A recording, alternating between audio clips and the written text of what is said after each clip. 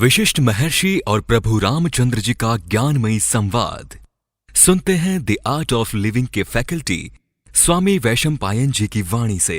अगर आपने अभी तक इस चैनल को सब्सक्राइब नहीं किया है तो इसे जरूर सब्सक्राइब करें और सब्सक्राइब करने के बाद बेल आइकन को भी जरूर दबाएं। जय गुरुदेव। योग वशिष्ठ के अगले एपिसोड में आप सबका बहुत बहुत स्वागत है। पिछले एपिसोड में अगर आपको याद होगा तो बहुत ही दिलचस्प चर्चा शिखीध्वज राजा और रानी चुड़ाला के बीच चल रही थी। आखिरी एपिसोड में जब रानी चुड़ाला जो ब्राह्मण के वेश में थी उसने कहा कि राजा आपको सर्व परित्याग करना है, तो राजा ने सारे अपने कुटिया का, वन का, फिर जिस आसन पर बैठता था उसका, दंड का, कमंडलू का, सबका परित्याग कर दिया। फिर भी रानी चुड़ाला ने कहा नहीं अभी भी कुछ शेष है, तो फिर उसने कहा फिर अभी क्या, वस्त्र का भी त्याग कर दिया, अब क्या बचा है, तो मेरा शरीर बचा है, तो चलो मैं भी शरीर का ही त्याग करता हूं। तो रानी चुड़ाला ने कहा कि अरे शरीर तो निर्जीव है, उसमें जो उसको चलाने वाला तो कोई और है, उसका त्याग करो ना, वो निर्जीव शरीर का त्याग करने से क्या फायदा। उसी चर्चा को आगे देखते हैं। ब्राह्मण चुड़ाला ने कहा पूर्ण परित्याग सब कुछ का परित्याग है, जो सब कुछ का मूल कारण है उसका परित्याग है, तथा सब कुछ जिसका अनुसरण करता है उसका परित्याग है।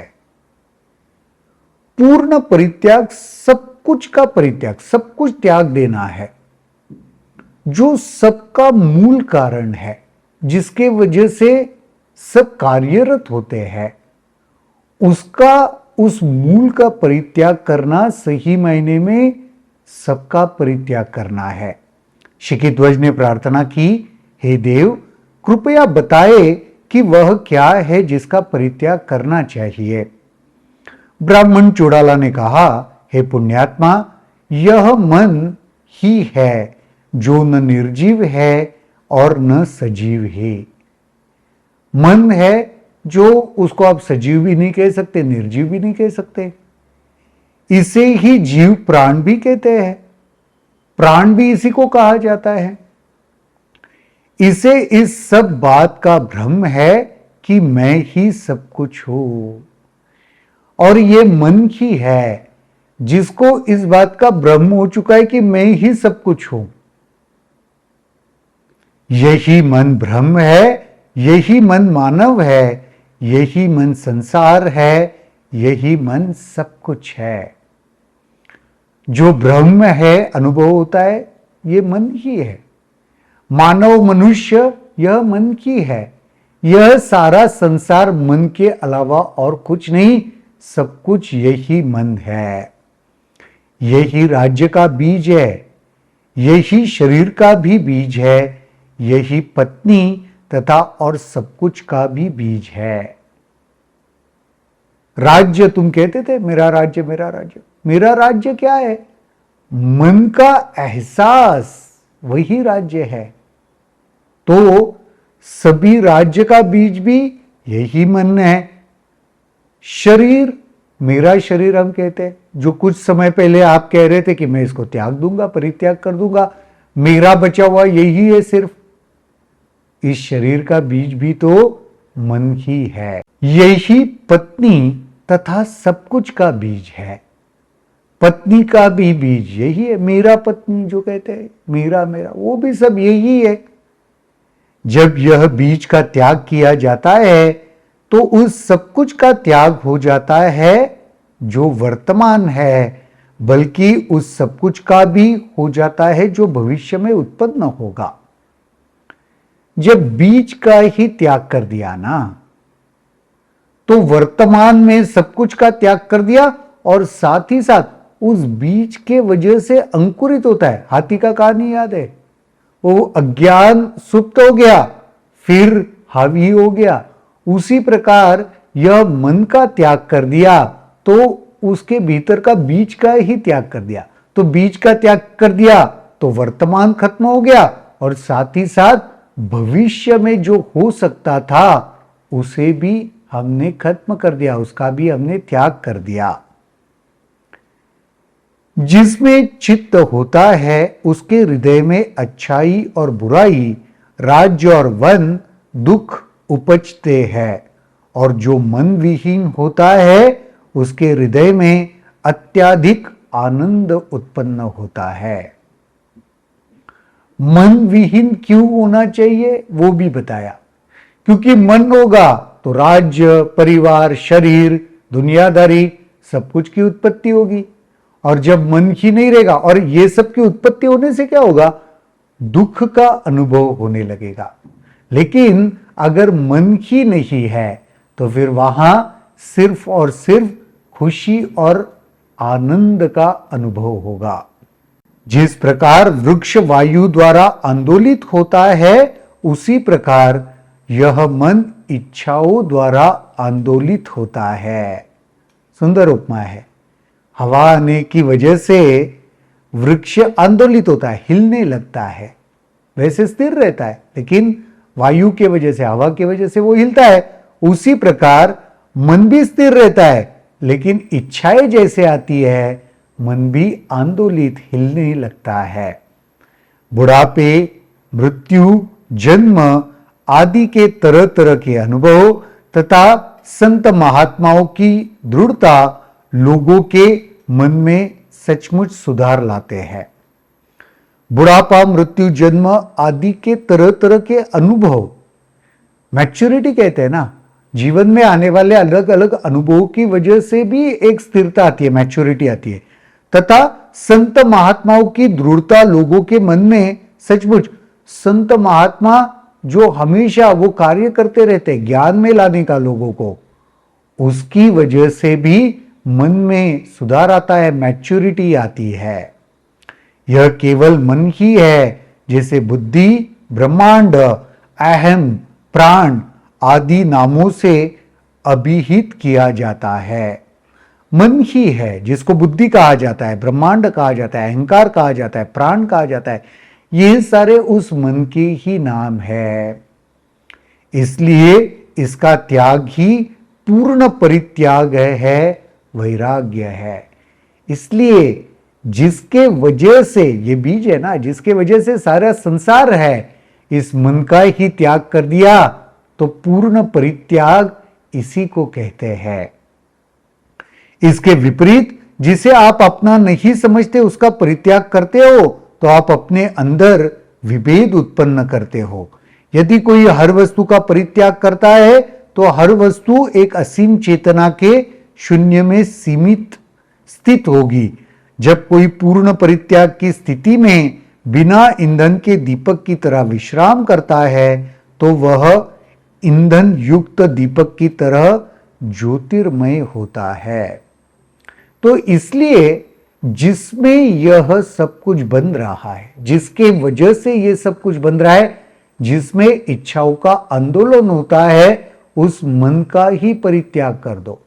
क्योंकि बाकी सबका परित्याग, बाहरी वस्तुओं का परित्याग करने से वह पूर्ण परित्याग नहीं कहा जाएगा, लेकिन जब इस मन का ही परित्याग कर दिया तो पूर्ण परित्याग हो जाएगा। और फिर वह परित्याग की स्थिति कैसे होगी, एक दीपक की तरह जो हमेशा ज्योतिर्मय रहता है, हमेशा प्रकाश देता है, हमेशा स्थित रहता है, आनंदमय रहता है। राज्य आदि का परित्याग करके भी आप स्थित रहते हैं। इसी प्रकार जब मन को त्याग किया जाता है तो फिर असीम चेतना ही रहती है। राज्य का परित्याग करने के बाद भी आप शेष रहते हो, आप स्थित रहते हो, आप बचे रहते हो। लेकिन जब मन का ही परित्याग कर दिया ना तो फिर कुछ नहीं बचता, शेष कुछ नहीं बचता, फिर एक असीम चेतना ही निहित रहती है। जब ये सब जल चुके हो तब भी आप में कोई परिवर्तन नहीं आया होगा, पर जब आपने मन का पूर्णता त्याग कर दिया तब भी, मन पूर्णता त्याग कर देंगे तब भी कोई परिवर्तन नहीं होगा। जिसने पूर्ण रूप से सब कुछ छोड़ दिया है उसे बुढ़ापा, मृत्यु तथा जीवन ऐसी घटनाएं भयभीत नहीं करती। मन का त्याग करने के बाद आपको कोई डरा नहीं सकता। न मृत्यु, न बुढ़ापा, न जीवन, न कोई परेशानी, कुछ नहीं। क्योंकि मन का त्याग किया तो सर्व त्याग कर दिया, असीम चेतना में स्थित हो गए। वही परमानंद है। ये जो स्थिति है वही परमानंद की स्थिति है। बाकी सब तो दुख है, और बाकी जो भी कुछ है वो दुख है। परमानंद की स्थिति छोड़कर जो शेष रहता है वो दुख ही है। तो जहां पे परमानंद नहीं है, ऐसे माना जाता है वह दुख ही है। ओम इस प्रकार सत्य को आत्मसात करो और जो करना चाहते हो वो करो। इस प्रकार सत्य को आत्मसात करो कि वह मन का त्याग ही सर्व परित्याग है। तो वो जो चाहते हो वो करो, लेकिन सत्य को आत्मसात करने के बाद करो। सत्य को आत्मसात नहीं किया है और कुछ भी करने जाओगे तो उसका कोई यूज नहीं है, उसका कोई उपयोग नहीं है। उस पूर्ण परित्याग में उच्चतम ज्ञान, आत्मज्ञान अवस्थित ही होता है। जब पूर्ण परित्याग किया ना, तो उच्चतम ज्ञान या आत्मज्ञान वहीं पर स्थित है, वहीं पर है वो। जैसे तुमने परित्याग कर दिया, तुम आत्मज्ञान ऑलरेडी प्राप्त कर चुके हो। पात्र की पूर्ण रिक्तता वही है जिसमें बहुमूल्य रत्न संग्रहित हो। इस पूर्ण परित्याग से शाक्य मुनि निश्चय ही उस स्थिति से परे चले गए थे जिसमें उन्होंने दृढ़ता पूर्वक अपने आप को स्थापित किया था। इसी परित्याग से, इसी तरीके के त्याग से शाक्य मुनि जो बुद्ध थे उस स्थिति के परे चले गए और वहीं पर उन्होंने दृढ़ता पूर्वक अपने आप को स्थित किया। अतः हे राजन, सब कुछ परित्याग करने के बाद उसी रूप में रहो जिस रूप में मैं और आप अपने आप को देखते हैं। इस धारणा को भी छोड़ दो कि मैंने सब कुछ छोड़ दिया है और परम शांति की स्थिति में रहो। मैंने छोड़ा, ये धारणा को भी अल्टीमेटली छोड़ना है। उसको भी पकड़ के मत रखो, क्योंकि वो फिर मन को वापस सामने लेके आएगा, उसमें उलझाएगा, अहंकार को बनाएगा। तो मैंने सब कुछ छोड़ दिया, ये भाव को भी छोड़ना अल्टीमेट परित्याग है। कितना सुंदर कहा कि मन की वजह से ही सब चल रहा है। चित्त, जिसको बुद्धि, अहंकार जो भी कहते हो, जीव कहते हो, वो सब मन ही है। तो मन को त्यागने की कला सीखो।